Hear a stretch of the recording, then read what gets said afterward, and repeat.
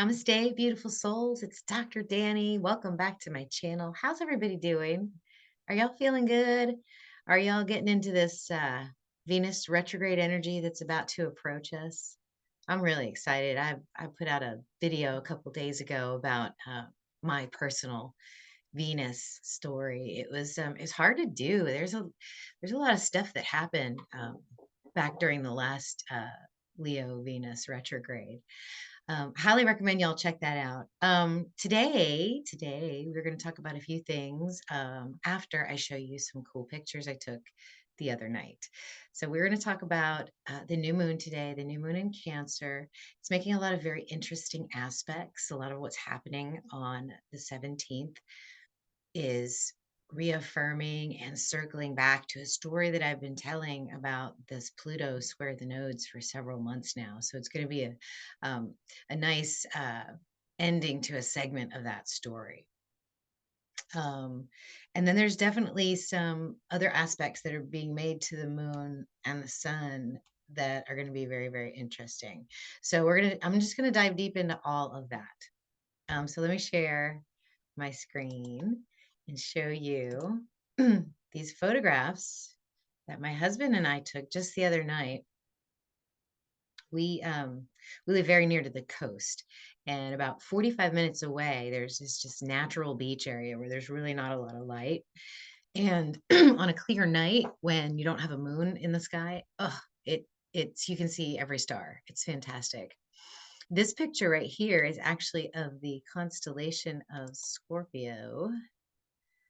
I don't know if you guys can see it, but here is the body and the tail of Scorpio right here. And here are the claws going up this way. There's Antares. And this is not a cloud, you guys. This is the actual center of our galaxy, the Milky Way galaxy. It looks dark and light in certain spots because of the enormous amount of dust and gas that's coalescing around the black hole in the center of our Milky Way. This is a really important part of the sky. If you've seen any of my other work, I explain why this is important. I'll link to my Ophiuchus video in the comments if you guys are interested in learning more about this space of the sky. But at any rate, there's Scorpio. This is the Big Dipper, and I know it's hard to make out, and the reason is because like all the other stars are just as bright as the Big Dipper. The Big Dipper is actually really important in helping you find the constellation of Virgo and the main fixed star in that constellation, Spica. So I love that picture. Yeah, this was just with our iPhones. And then right when we got there, we were greeted by this glorious scene, which you guys know I'm absolutely in love with. This is Venus as the evening star. She's still in a direct motion, but she's moving so slowly now that the sun is actually catching up to her. So she spends, gosh, maybe like 90 minutes or less in the sky right now. So if you have a clear night at sunset, keep watching. Okay, she's about to make her retrograde descent into the light of the sun. We won't see her for a little while. Right here is the planet Mars, and I don't know if it's a camera effect or if the iPhone is just that good, but you can almost see like a phase reflection off of Mars from the sun. I just think that's really, really neat. And then that, of course, is the star Regulus, which Mars is conjunct to right now. And Venus is considered within the orb of Regulus as well. So these guys are still all conjunct on a birth chart. But at any rate, that is what I wanted to share with you. You guys have to go outside and look at the stars. It's so important. They sing to us. They speak to us. They give us perspective and information. All right, let's get into this new moon in Cancer. Now, here is the moon up here. Let me see if I can get my pen out because I feel like drawing on this today. Yep. All right, so here is our new moon. Now, the moon up until this point, 21 arc seconds before it approaches perfection with the sun, literally just entered into Cancer from Gemini. So if you think of moon energy, it's more like waves. This, we stop at this new moon so we can take a look at it, but the energy is flowing in waves. Okay, so this is the peak or the trough of this particular wave. As the moon is coming in, it's bringing with it Gemini energy, and now it's into Cancer with the sun. So let's talk a little bit about Cancer energy. Cancer is a watery sign. It's associated with the fourth house, with the moon, with the lunar nodes, and it is the depths of your emotions. It is the compassionate recognition of the self in others. It is mother energy or the mother figure in your life. So anything with fourth house, moon, nodes, Cancer is all this watery, mothery, nurturing, emotional energy, the stuff we magnetize to our center, to ourself. It's like the most naked part of your emotional body. You may not show this part of yourself to a lot of people. What I love about Cancer is that it's, for me, in the story of the soul, part of it's one of the three deaths that the soul goes through, right? So imagine yourself as the omnipotent, all creator soul. You're aware of all this divinity, all of this cosmic connection. And then you decide that you want to come here to Earth to do some lessons, to teach, to lead others. So you decide to come in here and you're teleported or wormholed, however it works in the quantum cosmos. And this is your first death. It's basically before you're even conceived. You've come down in here, you've got the whole physical reality before you, and you're aware of all of it. So that's the first descent. That's the first death. You go from being everything to just this reality. The second death actually is after you're born. So once you're this soul here, you choose the life you want to be, you choose your birth date, you choose your birth time, the stars that align to your energy, and then you're born, and then you're a young child. And there's a point in your life when you go from a young, free spirited child where all your needs are taken care of and you have no worries, as long as that process isn't interrupted for you with some other lesson. You basically are connected to your higher self. You're connected to the soul that came here, that chose to came here. You probably even have some special abilities. Maybe you could talk to spirits. Maybe you could see things that other people couldn't see. But what happens as we develop as a human, when that brain turns on, that ego turns on, there is a second death. And Cancer is called the gateway of souls. And this is where this energy comes in. And basically, the human that you are all of a sudden becomes self aware and aware of others.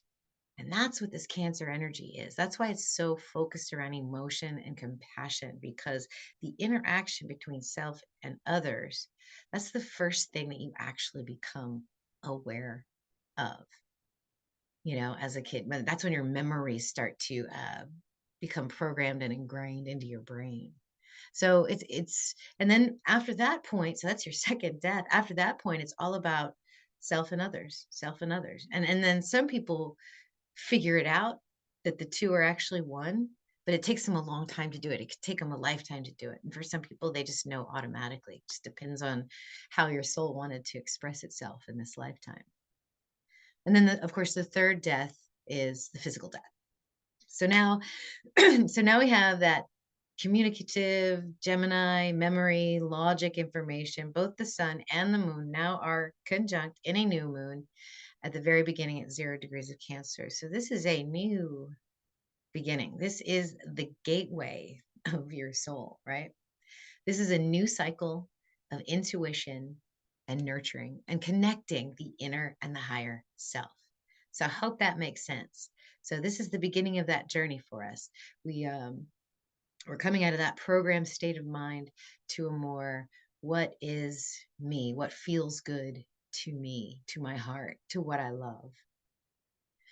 Now, what's interesting about this new moon is that it's got some aspects that I've been watching for a while with the other luminaries, with Mars, with Venus, with Mercury. If you watch my last video, I talk about Mars in this mystic square with Pluto and the nodes.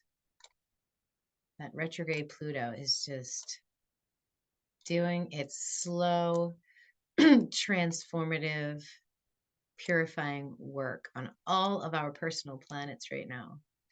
and the sun and the moon are the last one, and they're doing it together. So we've completed this cycle of purification, of understanding, of communicating, and now it's a new cycle of compassion and nurturing. So Mars did this energy in May, Venus went through it in June, and then Mercury literally just went through it.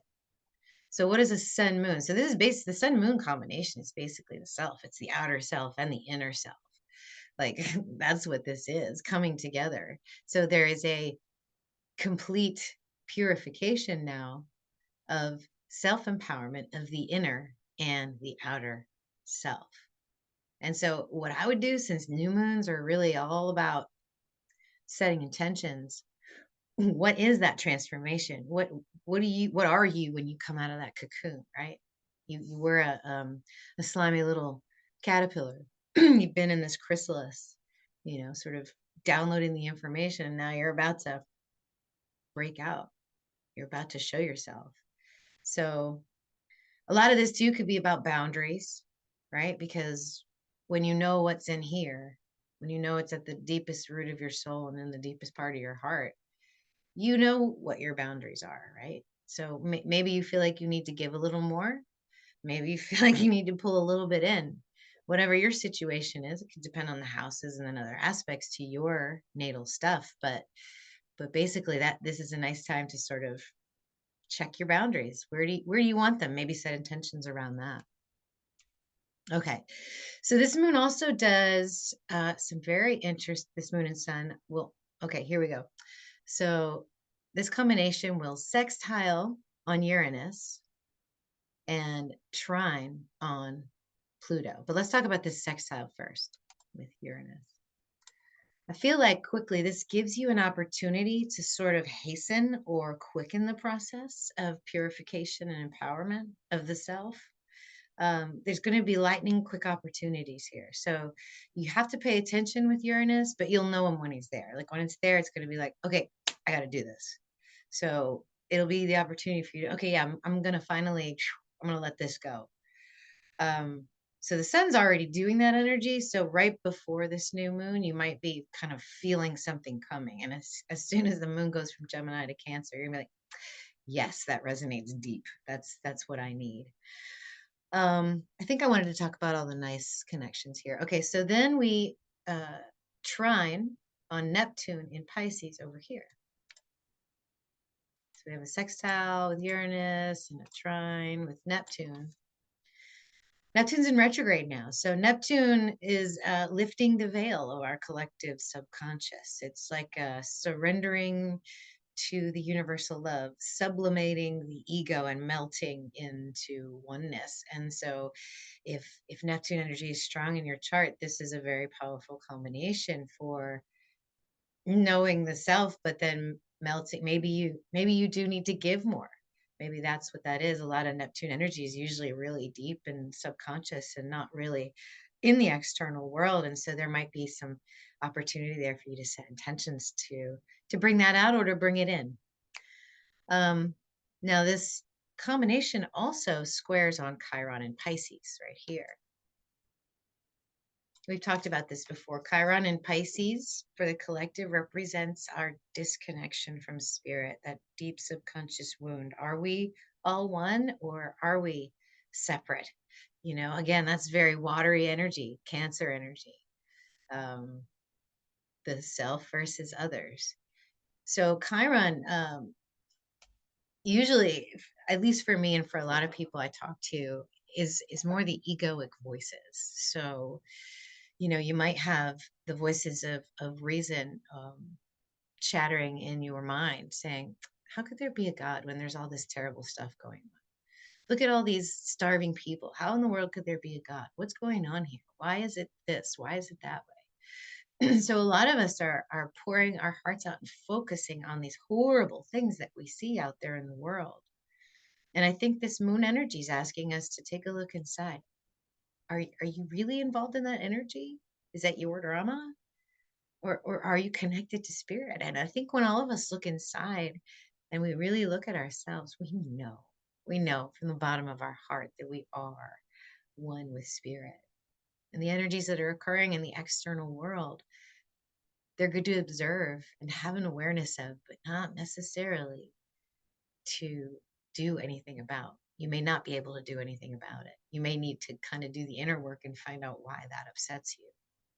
I mean, I'm not trying to be cold, but honestly, you have to heal yourself before you can even do anything for anybody else. So that's this Chiron square. So just watch out for those ego voices. They can be very loud sometimes. Now, Pluto is also retrograde, sextiling Neptune, which is retrograde. So we have Pluto in Sagittarius and Neptune in Pisces. And Pluto has been in Sagittarius for more than a decade now, probably about 15 years. And what's been happening over the last 15 years, as the internet has been available and truth can go viral around the internet in minutes, it's getting a lot harder for us to truly believe the things we used to believe in. You know, it's questioning our truest and highest beliefs. Do we believe in the government? Do we believe in God? Do we believe in each other? Do we believe in anything? Do we believe in the cosmos? Do we even believe in our reality, right? So that's what Pluto's been doing. And you know, this sextile is going to be uh, for quite a while, but now that it's all retrograde, it feels like a wonderful opportunity to lift the veil on yourself, to do that internal work. um, Pluto in Sag also trines on Uranus in Aries. And this just feels like use that opportunity, that lightning quick Uranus energy to break those internal chains of yourself. Whatever you feel like you can't do, it's your belief. It's not anybody else's. It's your own belief. If you can't do something, it's because you believe it. And if you can change those beliefs about yourself, a lot more things are possible for you. All right, I think that's it. There's just a little bit more energy in this. This is a very active day. And so I wanted to go through this with y'all step by step. We still have the Venus, Mars, Leo conjunction over here. And this is making a grand trine with the North Node in Pisces and the galactic center, right? So this is a union of polarities in flow with the celestial power of evolution, of the collective consciousness moving towards universal oneness. And so this has been the overlying energy as Venus begins her retrograde descent towards the sun. It almost feels like order is returning. And I think it starts with ourself. It starts with our deepest self. Saturn in Aquarius. Mars conjunct Regulus opposes Saturn in Aquarius. This Saturn in Aquarius is releasing the toxic relationships and communing with like minds. So this is all about this purification. Saturn wants to teach us these lessons. You know, this is going to be a balancing act between that strong will of Leo and Regulus. I mean, he has got a divine purpose. He is the sword of God. He is ready to go to work versus that slow and unwavering work of Saturn. So as long as you can keep these, I mean, it's hard with that Leo, Mars, and Regulus. That's a very fiery, you need to get it done kind of energy. But a retrograde Saturn is sort of like, all right, let's just make sure we know what we need to do and continue on the slow and steady path. And then finally, Jupiter in Aries is going to square on Mercury in Cancer. So compassionate communication with Jupiter in Aries. Here it is. So everything's getting touched uh, this new moon. It literally feels like a big old reset. And this one feels like the willingness to expand into something that is not self for the sake of the other, right? And this is a square. So be careful with this Chiron energy because Chiron is squaring on it too, on the moon and the sun. And then you got Jupiter squaring on this compassionate Mercury. Be careful where you give your energy. This is that boundary part of it, right? That the new moon's teaching us. If you feel like you can't do it because it doesn't resonate with you, even though you really want to and you really can, maybe you shouldn't. And that's that square energy. That's kind of that giving up that thing that you really think you need to do with what your soul wants you to do. Okay, so we're all about soul guided living with cosmically connected astrology. If you didn't know it already, we're using the actual sky in these charts. So wow, okay. Well, that's that. That's the new moon on the 17th. I hope you guys have a wonderful. I think it's going to be nice. I think there might be a lot of letting go, maybe a little bit of crying, but that always feels good, right? After you cry, you feel good. Um, Let me just erase all of this. No, let me clear all drawings. There we go. This is my latest offer. I actually recorded this a few days before I'm releasing it, and so this may or may not still be available in the form that it is. It's a timing issue. These are super popular, and if I get a certain amount of them that I can humanly do, then that's it. I won't be able to offer any more. But I'm going to leave this link for you guys. Here's what I'll do. I'll leave this link for you if it's still available when I drop the video. If it's not, you won't see the link, and you can go to my website for updates. Okay. But basically, this is my level up package for Venus in retrograde. Um, you can read this order. I go into all of this. I don't want to get too detailed since it might not be available. You can also watch my Venus story, the Venus retrograde in Leo. This is where I kind of sat with some energy and dug deep for you guys and to try and explain to you why it's real important to watch these energies. And so that's right here. You can check it out. You can also follow me on Facebook, Dr. Danny, Physician Astrologer. And you can also come over to my website and get yourself a free chart. This doesn't cost you anything. You can put your details in here. I might bug you with a few specials here on the left side every so often, but that's just because you guys don't want to miss this stuff. You want to work with me. This is really, really good. So, all right. That's all I have for you. I hope you guys have a wonderful day. Like this video. YouTube lurkers, please subscribe. And until next time, namaste. Thank you.